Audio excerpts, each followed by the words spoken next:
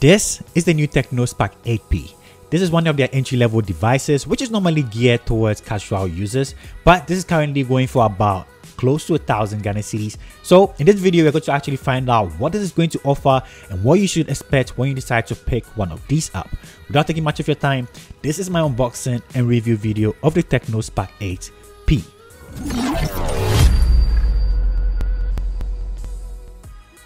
The unboxing experience is quite regular, with some of its selling features printing on the bottom of the box. Inside, you are greeted with a phone, and just like most Tecno unboxings, you have it wrapped in a plastic with the Spark boldly printed on. You also get a transparent case, a 12-month warranty card, a micro USB charging cable, and an earpiece.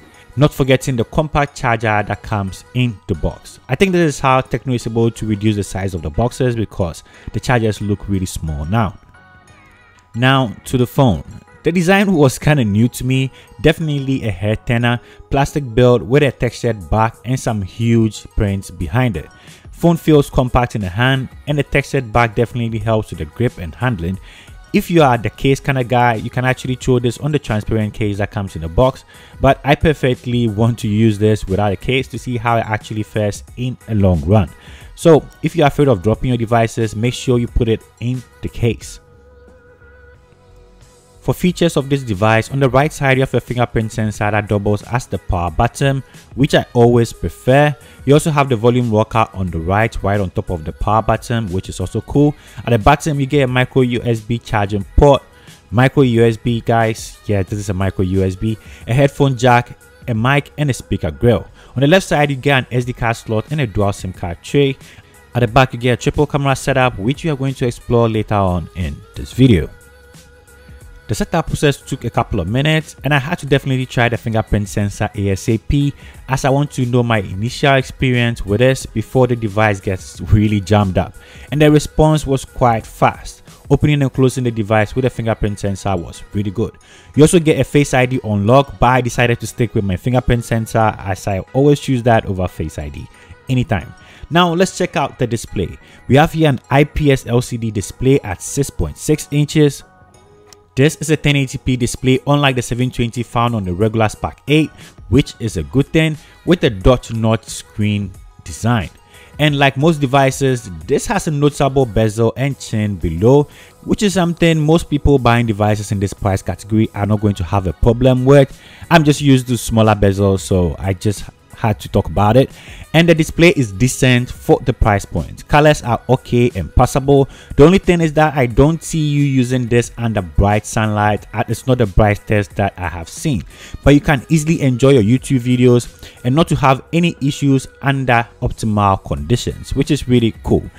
Colors look good and actually has some good viewing angles. Speakers aren't the fullest, but actually gets the job done.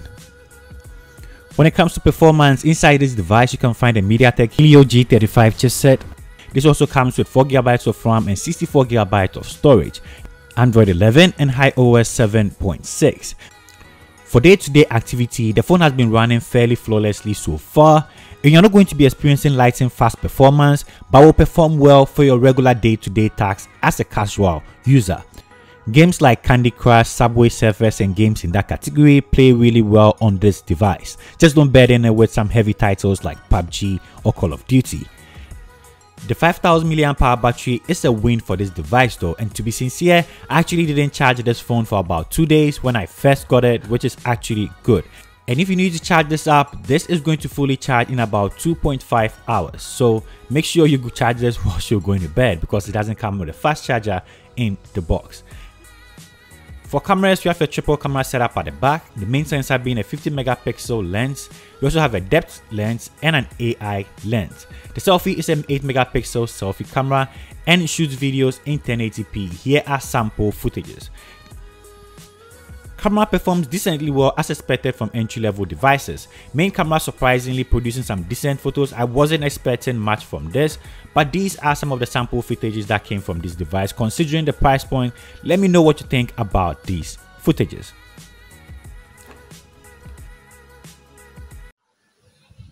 Okay, so this is a front video camera test on the Tecno Spark 8P. Let me know what you think about it. This is shooting in 1080, which on the phone is kind of looking Okay, let me know what you think about the skin tones. Also, how do I sound for a budget device in the price range? I really don't think this is bad. Like, kind of seems okay. When you look here though, then you see the blown out skies. But if you place yourself right, you should get some good looking footage. Let me know what you think about this video in the comment section. Also, how do I sound? Let's get interactive in the comment section. Let's go.